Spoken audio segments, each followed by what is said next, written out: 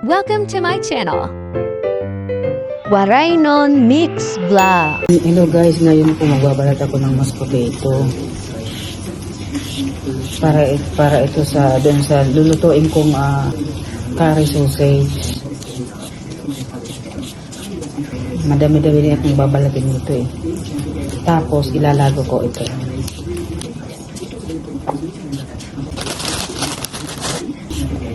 Ano ito, royal potato kung tawagin. Para siyang pulang kamote.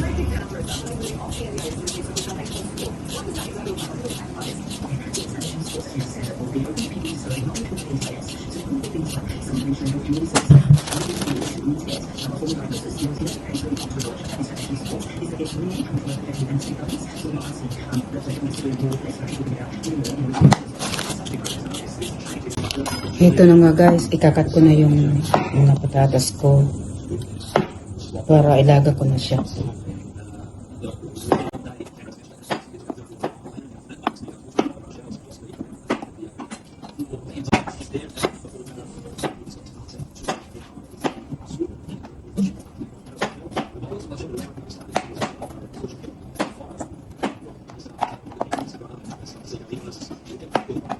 Kakat ko na po siya ng dice, tapos lalagyan ko siya ng mga sangkap.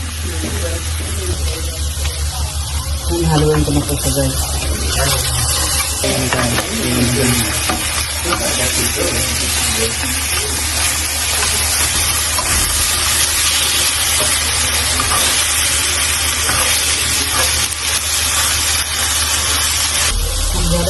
Po ko ng dalawa guys para ito sa curry sausage. Ito na guys, ilalagay ko ito doon sa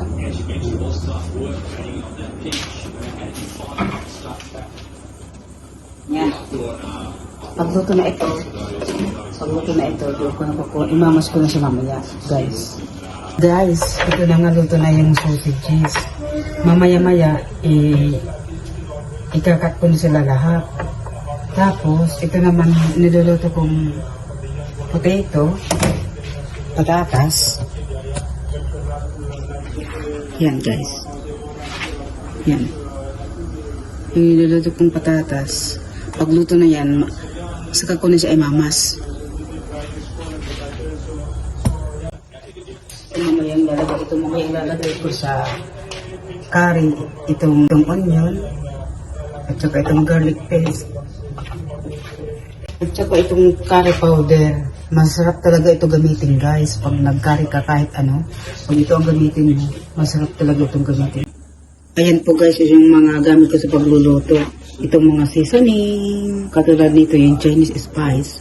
Ito, pag nag-marinate ka, ilagay mo lang ito. Ang sarap talaga, masarap siya.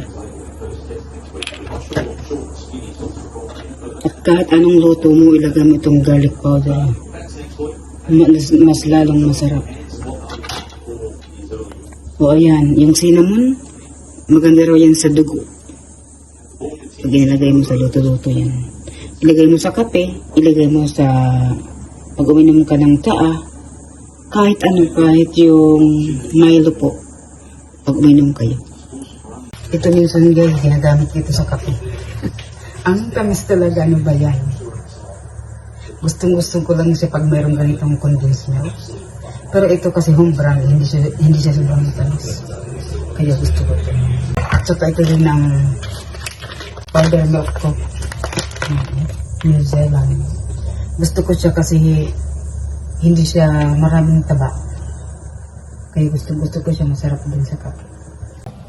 Siyempre habang ako nag-aantay ng niluluto ko, magkakape muna ako. So, ayan. Lalagyan ko nito ng condensed milk. Yun ang pinaka-asukal ko guys.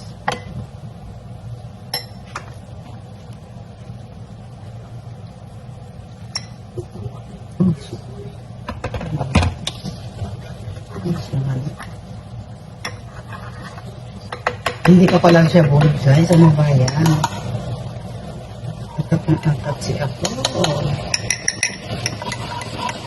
Nilagay ko tuloy yung malamig na tubig. Oh my God!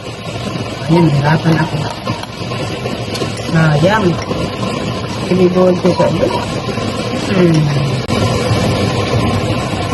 Ganyan ako guys, pag nagluluto ako, gusto ko talaga nagkakape rin ako. At least, hindi ka mabubod sa kaantay ng niluluto mo. Tulad nito, naantay ko pa ito.